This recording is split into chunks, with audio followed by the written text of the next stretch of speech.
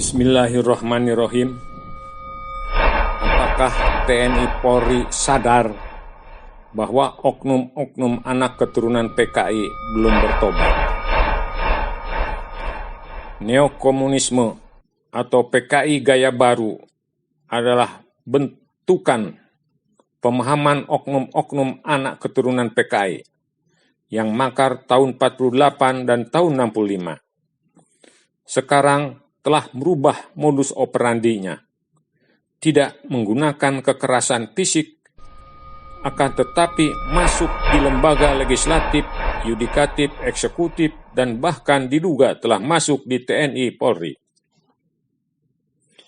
Neokomunisme, oligarki partai politik, dan oligarki konglomerat diduga bekerja sama mengeluarkan kebijakan-kebijakan pemerintah dalam bentuk undang-undang dan peraturan yang menguntungkan oligarki neokomunisme tetapi merugikan rakyat seperti Undang-Undang Omnibus Law, Undang-Undang Minerba, dan lain-lain.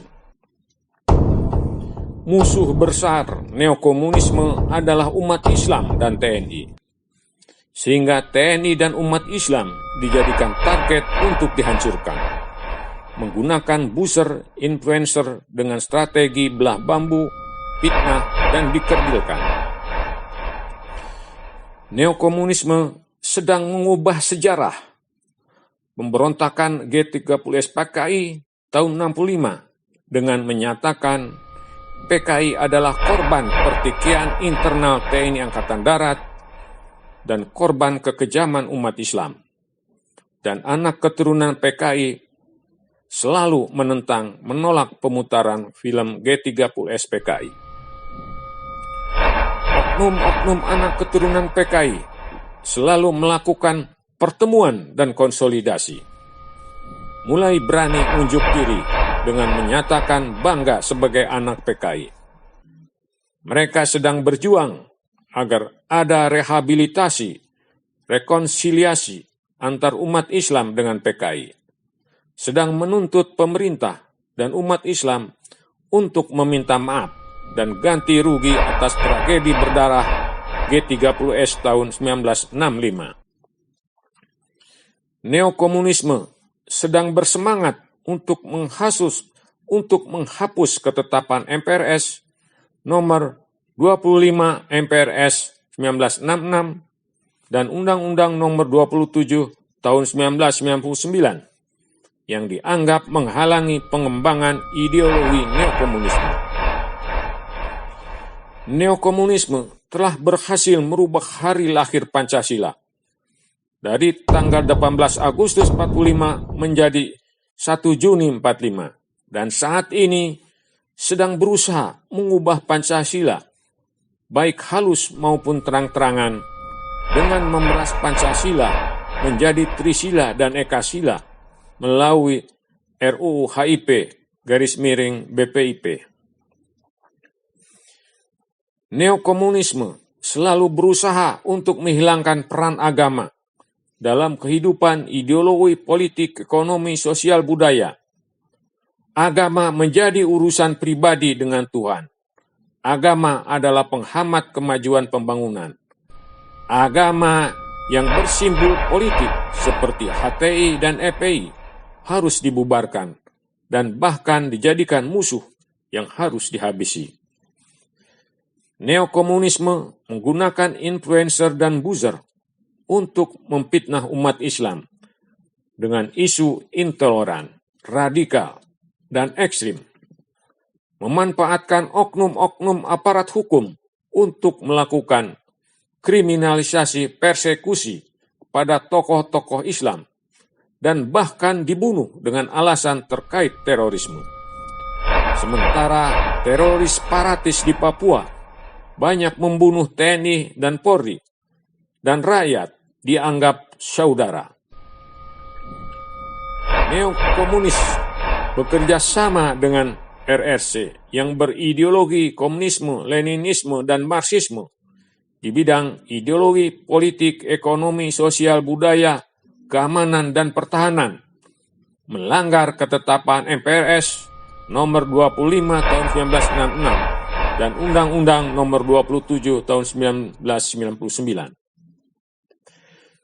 Untuk diketahui para prajurit TNI Polri, rejim yang berideologi komunisme, Leninisme, dan Marxisme bila berkuasa sangat kejam, menghalalkan segala macam cara, termasuk membunuh rakyatnya.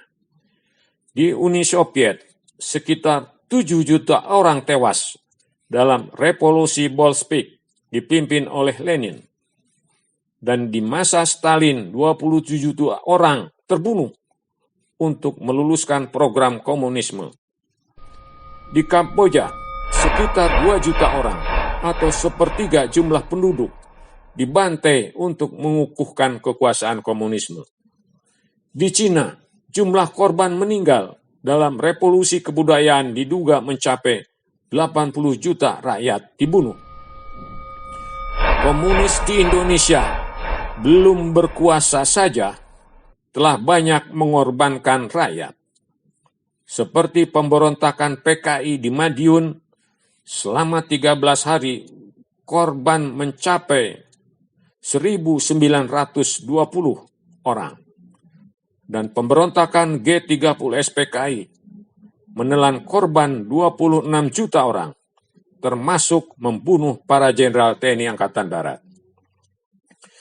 Dari fakta-fakta tersebut di atas, oknum-oknum anak keturunan PKI dapat disimpulkan belum bertobat, sedang berusaha keras merubah NKRI yang berdasarkan Pancasila dan pembukaan Undang-Undang Dasar 45 menjadi NKRI yang berdasarkan neokomunisme, yang dapat menimbulkan korban konflik horizontal, konflik vertikal, dan bahkan perang saudara. Pada gilirannya dapat membubarkan NKRI.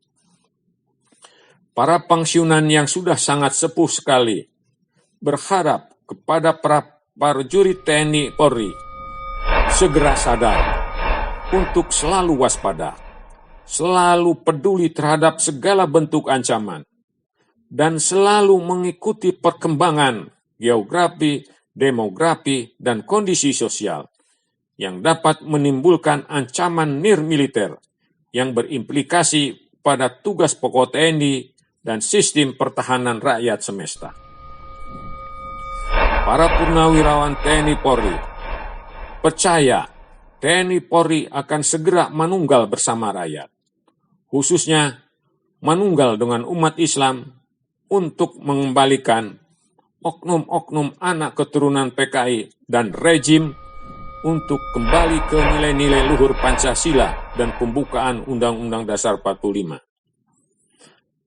Habis gelap, terbitlah terang. Ibu Kartini sudah menunggu oknum-oknum anak keturunan PKI kembali ke nilai-nilai luhur Pancasila dan nilai-nilai luhur pembukaan Undang-Undang Dasar 45. Semoga Allah Subhanahu wa Ta'ala menyelamatkan kedaulatan dan keutuhan NKRI yang berdasarkan nilai-nilai luhur Pancasila dan pembukaan Undang-Undang Dasar 45 dari ancaman neokomunisme. Amin ya Robbal Alamin. Bandung, 21 April 2022. Dedi S. Budiman, Maijen TNI Purnawirawan, pakar pertahanan dari Lembaga Pemikir FKP 2B. Salam.